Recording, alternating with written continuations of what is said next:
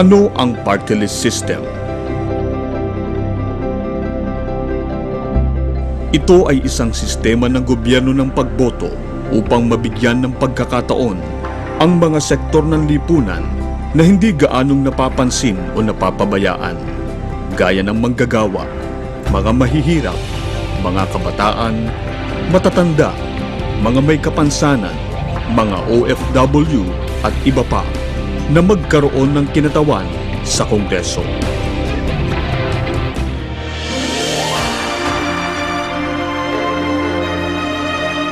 Ano ang Kalinga Party List? Ang Kalinga ay party list ng mga mahihirap na naglalayong itaguyod ang mga adhikain ng mga maralitang Pilipino sa Kongreso. Ito ay para sa mga kababayan nating nangangailangan.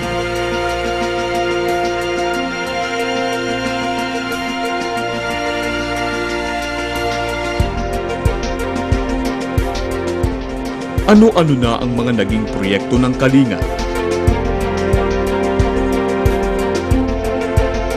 Medical Mission.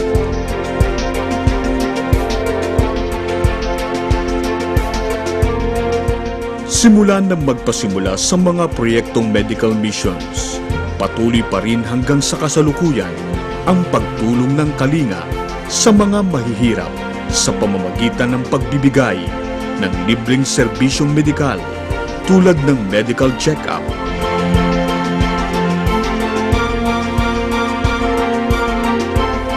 dental,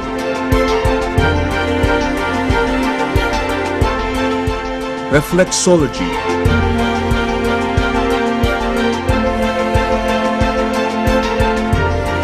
optometry,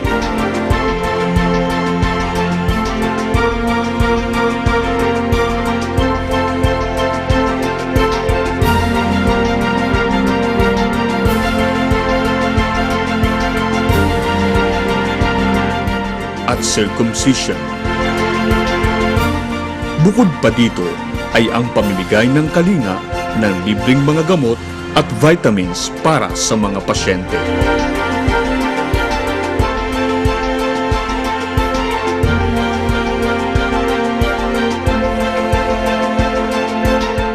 Scholarships.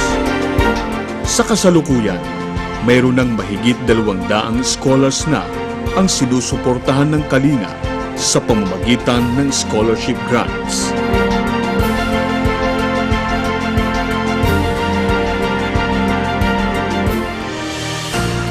Livelihood and housing programs.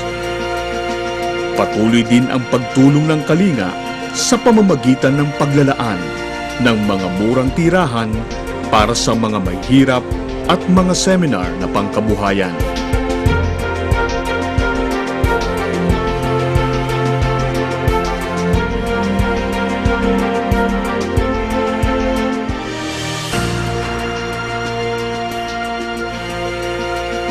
Ano ang mapapakinabang mo sa pagboto sa Kalinga?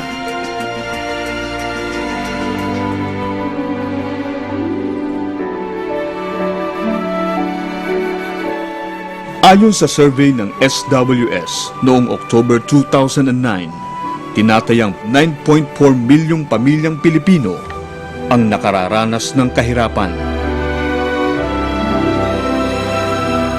Habang ang bansa ay humaharap sa hamon ng global financial crisis, hindi maikakailang ang mga mahihirap ang lalong higit na nakararanas ng malupit na epekto nito.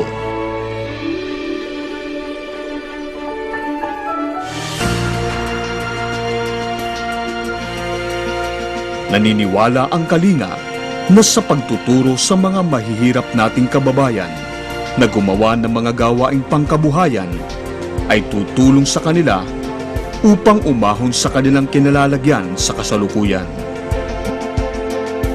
Dahil dito, naniniwala ang Kalinga na magiging sanhi ito ng pag-unlad di lamang ng kanilang pamumuhay kundi ng komunidad na kanilang kinabibilangan. Naniniwala ang Kalinga na ang edukasyon ay isa sa pinakamakapangyarihang instrumento upang magkaroon ng pagbabago sa buhay ng mga kapuspalan na Pilipino.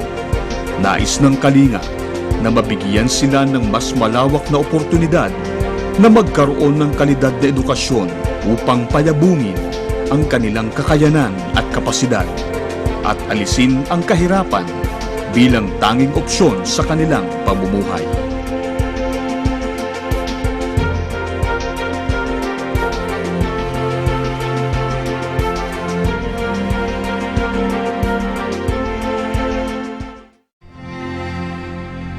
Samantala, ayon sa survey ng National Statistics Office noong 2009, lumalabas na 2.8 milyong Pilipino o 7.5% ng ating populasyon ang walang trabaho. Sa pagyabong ng pagkawala ng trabaho sa ating bansa, ang mga mahihirap nating kababayan ay lalong naghihirap.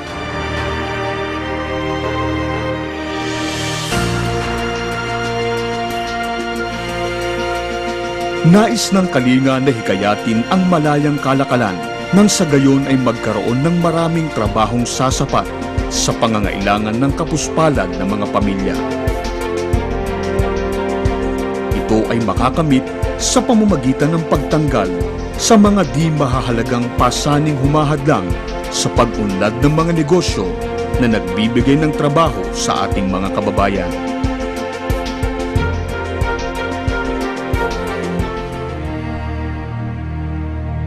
Di natin maikakaila na ang mga mahihirap ay napagkakaitan ng pagkakataong makapagpagamot at bumili ng mga gamot sa abot kayang halaga.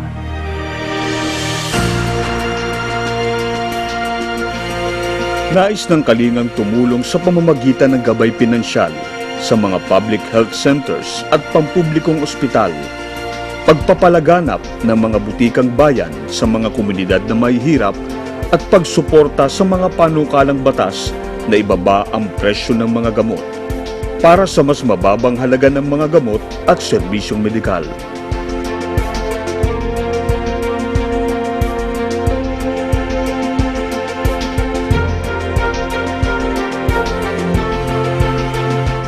Nais din ng Kalinga na magkaroon ang bawat pamilyang mahirap ng isang maayos at disenteng pamamahay na kanilang pag-aari.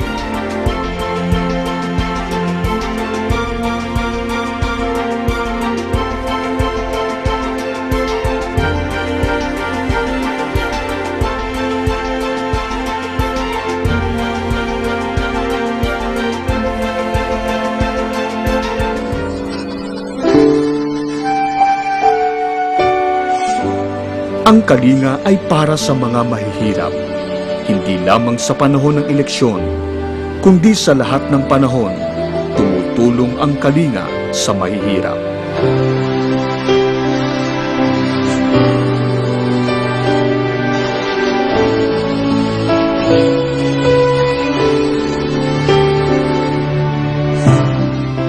Sa pagsuporta mo sa Kalinga, nakikiisa ka at nakikibahagi sa pagtulong sa mga maralita nating mga kababayan.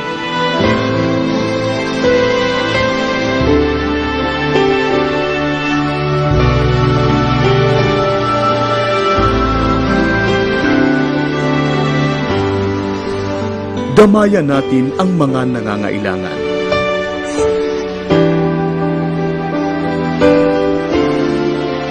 Kalingain natin ang mga naghihirap.